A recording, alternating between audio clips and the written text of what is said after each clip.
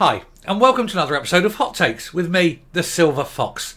Kate Forbes is pushing her agenda, that agenda being that she should have been the leader of the SNP, and if it survives long enough, it's likely she will be. She's taking command of situations, she's issuing edicts, holding press conferences. In fact, she's being more of a leader than the leader, and she issued a warning today to say that the party is facing very critical moments amongst all the ongoing trials and tribulations. I think that Kate will very soon, I think sooner than a lot of people think, become the leader, because in a time of trouble cometh the hour, cometh the woman. Well, I think we'll have a look at this article to say what she is saying about the troubles, about what is going on, and perhaps showing that she is the woman to take control and lead the party into the sunlit uplands of mediocrity. Here goes. So Kate Forbes warns SNP is facing a critical moment amid the turmoil. The SNP is facing what she calls a pretty critical moment with decisive action needed, or it will be in trouble. Defeated leadership candidate Kate Forbes has said, will be in trouble? Massively is in trouble. The only person who can save it is Kate Forbes, and that's only because she has possibly the only chance of uniting the party, and she's probably the only person that businesses would trust, that donors would trust, and she knows that by going in and coming in untainted by everything that's gone on, she should be able to clean out the Aegean stables, clean out all the crap that's gone before and start afresh. She is the only candidate, the only viable option. It doesn't mean that she's any good. It doesn't mean that the SNP suddenly becomes all furry, friendly and nice, of course. It just means that they'll be very slightly less criminal and very slightly less ineffective. Their basic policies, of course, would remain unchanged and therefore very damaging to Scotland. But even so, without her, the SNP will have gone.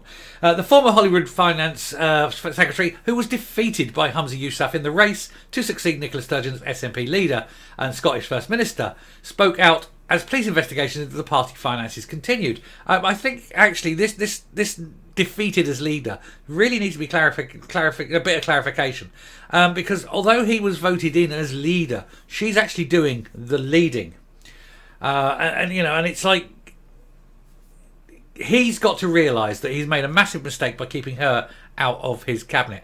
Anyway, the former chief executive Peter Murrell, who is married to Miss Sturgeon, has been arrested and questioned before being later released without charge, as we've covered. And then on Tuesday, the police also arrested SNP treasurer Colin Beattie, also the MSP for Mid Lothian North and Musselburgh, as part of Police Scotland's ongoing investigation. And he also was released without charge, but investigations are continuing. And of course, I did a video this morning to say that there is one person yet to be arrested, yet to be questioned, and it is only a matter of time. I suspected it may well have been today. It's looking increasingly likely it won't be, but it is certainly going to be in the next day or two.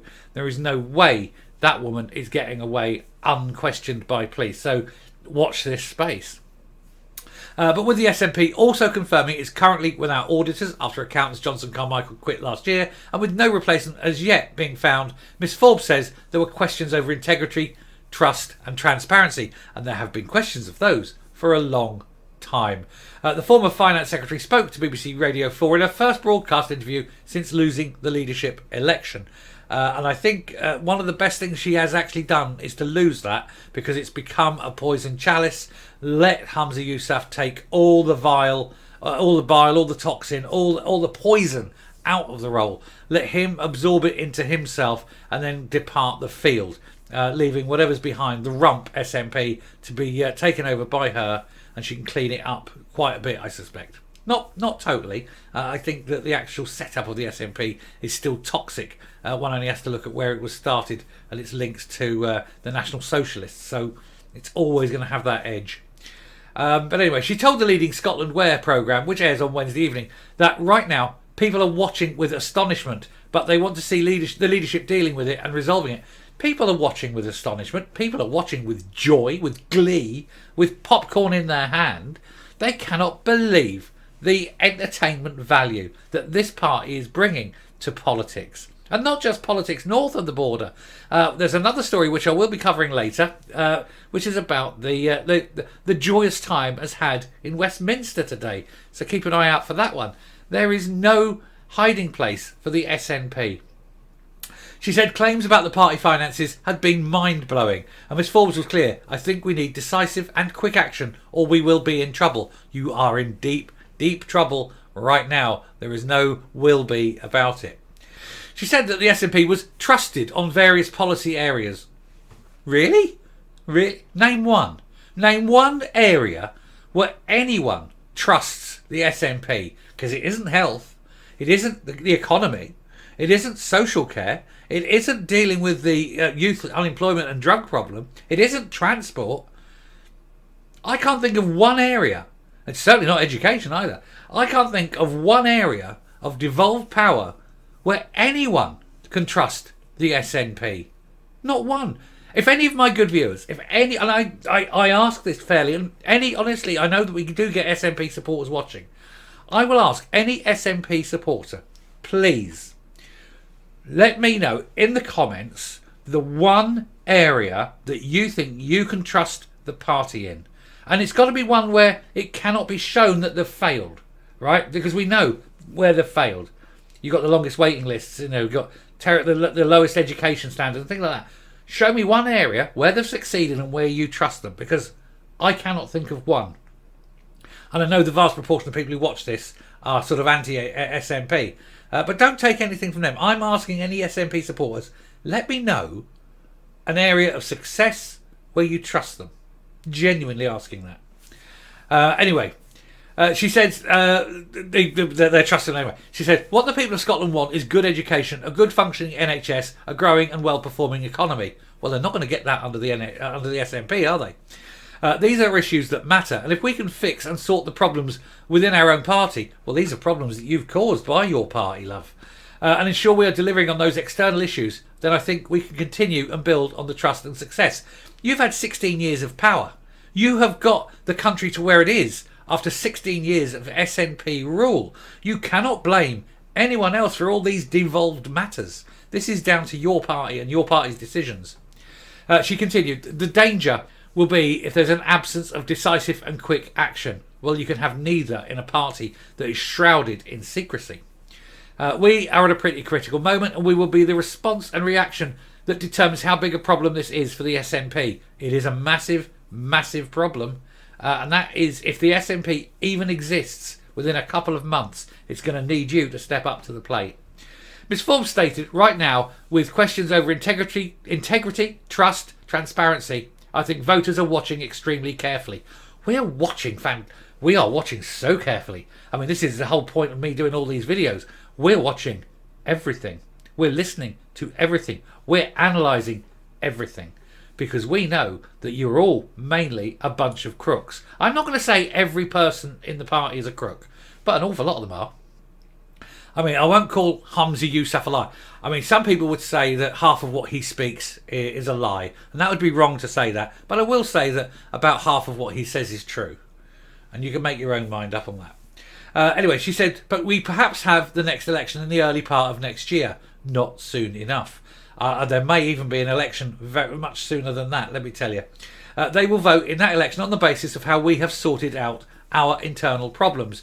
Even more than that, how we govern. Well, you're too busy sorting out your own problems to govern. You haven't governed for about 9-10 weeks. There's been no government in Scotland.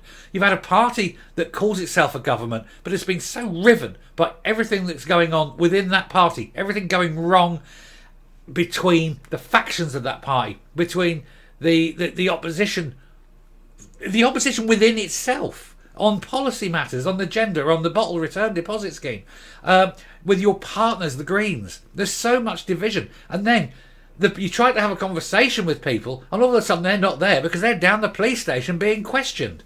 This is the problem you've got. Anyway, she said, there's still time to sort it out, but it's not much, and it's running out quickly. But I said throughout the campaign, I'm afraid, I'm going to say it now, continuity won't cut it, and you're quite right. And he called himself, and he was proud of calling himself the continuity candidate, and now he is disavowing himself of those that came before, and he's distancing himself, and he's never even heard of them now, because he realises how bad and toxic they are.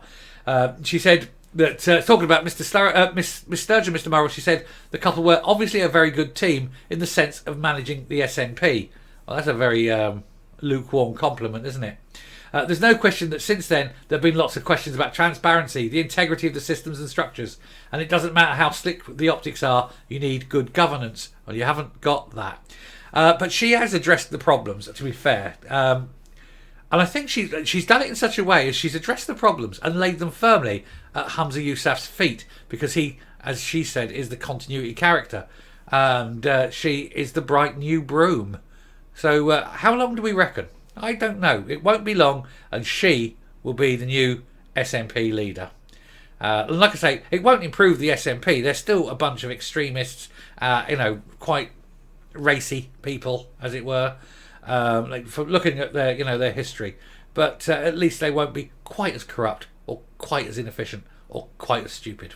Anyway, I shall round off and come up. So at the time of recording this, it is the 19th of April. Now I'm going to say that unless something is sorted very, very quickly, we're going to have a time frame along these lines. By Friday, Sturgeon will have been arrested, questioned and released. Within a week to 10 days after that, papers will go in. The decision to prosecute may well be made within a week after that. As soon as that happens and further questions will be asked, Humza Yousaf will be under so much pressure. On top of that, the decision whether to have the by-election will have been made, the one in Rutherford and Hamilton West. That'll be an election that he cannot win. He just literally cannot win that. So that'll be even more pressure on him. I think it's getting to a point now where he may well resign. The stresses, the problems are getting worse and worse. You're going to have within 6 weeks from now, they're likely to lose £1 million a year funding from the short money from Westminster. 2 weeks after that, the Electoral Commission will... 6 weeks after that, the Electoral Commission will go in and appoint auditors to do a full forensic survey on their books. That could even lead to some MPs being disbarred. It could even mean the breakup of the SNP. That is how serious and that is how short the time frame is for this bunch of clowns to get their act together. And nobody trusts them. They are losing support. They are losing donorship because people aren't going to put the money into what is perceived to be a problematic party. Even within themselves, they can barely be coherent. And then you've got Kate Forbes, who's leading from the front. Like I say, she is the only one. He has got to go. She's got to be imposed as leader. And then she's got to crack down on every bit of dissent. And the first thing she needs to do is abandon all the mad policies of the Greens and say, look, we'll have you in power. You can stay here and you can have your 2 ministers. But that and that have got to go. And if they don't like it, let them go. And then just run a minority government. Just take them away and just remove them from power. But I guarantee they won't want that. So they will suck it up. But you will get rid of these divisive and awful laws. And even Kate Forbes knows the bottle deposit scheme is a non-starter. And yesterday, of course, Humza Yousaf said, he's backing it down to next March, nearly a year away. Which is, like I say, Politico speak for we're quietly shelving it and it will be never mentioned again. Anyway, I shall stop there. Thank you very much for listening. I hope Gary doesn't mind. You know who you are, Gary.